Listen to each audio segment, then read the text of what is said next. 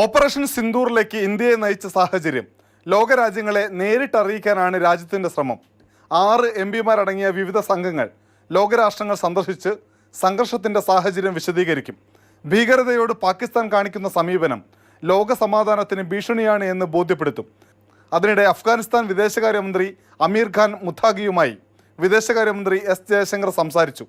ഭീകരാക്രമണത്തെ അപലപിച്ച അഫ്ഗാനിസ്ഥാൻ്റെ നിലപാടിനെ സ്വാഗതം ചെയ്ത ഇന്ത്യ ഇരു രാജ്യങ്ങളും തമ്മിലുള്ള സഹകരണം ശക്തമാക്കുന്നതിനെക്കുറിച്ചും ചർച്ചകൾ തുടങ്ങി. റാവൽപിണ്ടിയിലെ ഇന്ത്യൻ തിരിച്ചടി പാക് സേനയിൽ വലിയ ആശങ്കയാണ് സൃഷ്ടിച്ചത്. ഇക്കാരണത്താൽ പാകിസ്ഥാന്റെ സേനാ ആസ്ഥാനം ഇസ്ലാമാബാദിലേക്ക് മാറ്റാനാണ് ആലോചന നടക്കുന്നത്. ഇന്ത്യയിൽ കോടിക്കണക്കിന് രൂപയുടെ കച്ചവടം നടത്തുന്ന തുർക്കി വിമാന കമ്പനികളെ കേന്ദ്ര സർക്കാർ നിരീക്ഷിക്കുകയാണ്. സെലബി ഏവിയേഷനെതിരെ സ്വീകരിച്ചതിന് സമാന നടപടി തുർക്കി ആസ്ഥാനമായുള്ള എയർ കാർഗോ കമ്പനികൾക്കെതിരെ ഉണ്ടാകും എന്നാണ് വിവരം. സിന്ധു നദീജല കരാറിൽ ചർച്ചയാവാമെന്ന പാകിസ്ഥാന്റെ നിലപാടിൽ അഭിപ്രായമൊന്നും ഇതുവരെ പറയാത്ത ഇന്ത്യ നദിയിലെ മണ്ണ് നീക്കം ചെയ്ത് വെള്ളം ഇന്ത്യയിൽ തന്നെ ഉപയോഗപ്പെടുത്താനുള്ള ശ്രമങ്ങളുമായി മുന്നോട്ടു പോകുകയാണ്. പ്രതിരോധ മന്ത്രി രാജ്നാഥ് സിംഗ് ഗുജറാത്തിലെ ഭുജ് വിമാനത്താവളത്തിലെത്തി വ്യോമസേനാംഗങ്ങളെ കണ്ടു.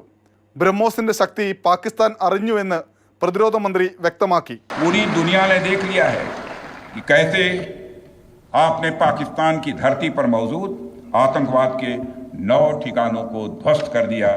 बाद में की गई कार्रवाई में उनके अनेक एयरबेस भी तबाह कर दी है.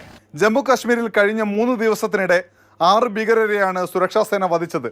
ഭീകരരെയും അവരുടെ സഹായികളെയും നേരിടാൻ തയ്യാറെന്ന് സൈന്യം സംയുക്ത വാർത്താ സമ്മേളനത്തിൽ വ്യക്തമാക്കി.